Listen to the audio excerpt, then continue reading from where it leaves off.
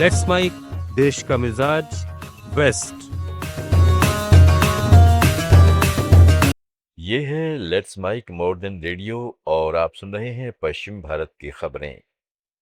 महायुति की उम्मीदवार और महाराष्ट्र की उप मुख्यमंत्री सुनेत्रा पवार ने बारामती विधानसभा उपचुनाव के लिए अपना वोट डाला।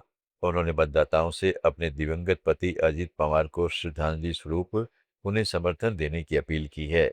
यह उपचुनाव 28 जनवरी को तत्कालीन उप मुख्यमंत्री और राष्ट्रवादी कांग्रेस पार्टी एनसीपी प्रमुख अजित पवार की विमान दुर्घटना में मृत्यु के कारण कराया जा रहा है। इस सीट पर सुनेत्रा पवार समेत कुल 23 उम्मीदवार मैदान में हैं। इस क्षेत्र में कुल पंजीकृत मतदाताओं की संख्या 3.84 लाख है। एनसीपी एससीपी नेता रोहित पवार ने बारामती उपचुनाव पर कहा है कि यह चुनाव एक बहुत ही भावुक चुनाव है। इसमें कोई खास उत्साह नहीं है क्योंकि उनके नेता अजित पवार अब इस दुनिया में नहीं रहे। अजित दादा इस राज्य के एक बहुत ही लोकप्रिय नेता थे। वे इस निर्वाचन क्षेत्र को अपना परिवार मानते थे।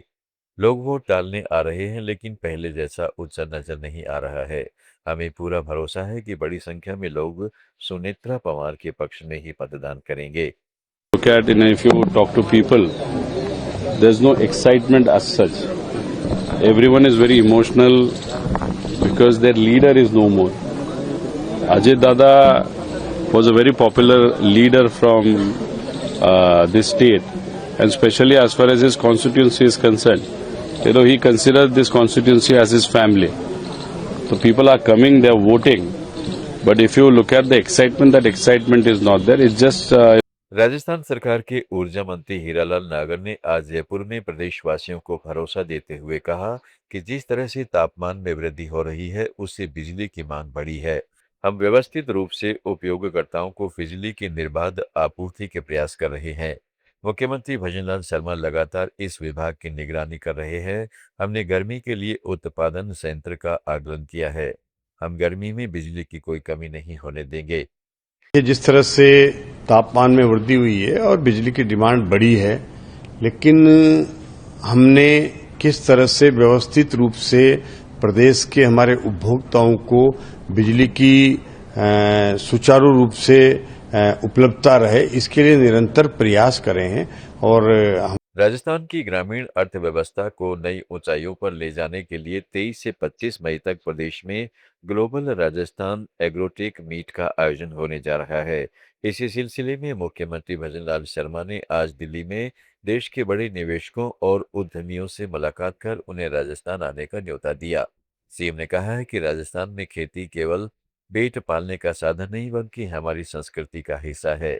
आज के दौर में खेती के सामने कई चुनौतियां हैं जिनसे निपटने के लिए इनोवेशन और मॉडर्न टेक्नोलॉजी बहुत जरूरी है। ग्राम 2026 एक ऐसा मंच होगा जहां किसान सीधे नई तकनीक, रिसर्च और बड़ी एग्री बिजनेस घरानों से जुड़ सकेंगे। राजस्थान के मजदूरों से उत्तर प्रदेश के रामपुर जिले की एक भाजपा विधायक के पति द्वारा मारपीट किए जाने का मामला सामने आया है।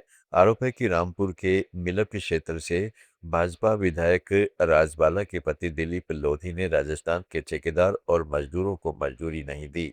जब रुपया मांगे तो उनके साथ मारपीट की और सामान छीन लिया, साथ ही जान से मारने की धमकी दी। इस मामले में भरतपुर हरियाणा क्षेत्र के गांव नगला होता निवासी ठेकेदार रविंद्र सिंह और मजदूर मोहन सिंह ने कोर्ट इस्तकासे के जरिए विधायक के पति के खिलाफ केस दर्ज करवाया है। मामले की जांच सीओ सिटी जितेंद्र कुमार को सौंपी गई है। गुजरात के आणंद जिले की उमरेठ विधानसभा सीट के उपचुनाव के लिए आज मतदान हुआ। क्षेत्र में करीब 2,45,000 मतदाता हैं जिनमें 4,000 मतदाताओं ने पहली बार मतदान किया। कुल 6 उम्मीदवार मैदान में हैं जिनमें भाजपा के हर्षद परमार और कांग्रेस के भृगुराज सिंह चौहान के बीच सीधा मुकाबला है। विधायक गोविंद परमार के असामयिक निधन के कारण यहां उपचुनाव कराया गया है। गोवा के सेंट फ्रांसिस जेवियर के बारे में अपमानजनक टिप्पणी का आरोपी यूट्यूबर गौतम खट्टर अभी भी फरार चल रहा है। राजस्थान, महाराष्ट्र, गुजरात और गोवा की ताज़ा खबरों के इस डेली बुलेटिन को रोजाना सुनने के लिए डाउनलोड करें लेट्स माइक ऐप। जुड़े रहिएगा लेट्स माइक के साथ। आप सुन रहे थे लेट्स माइक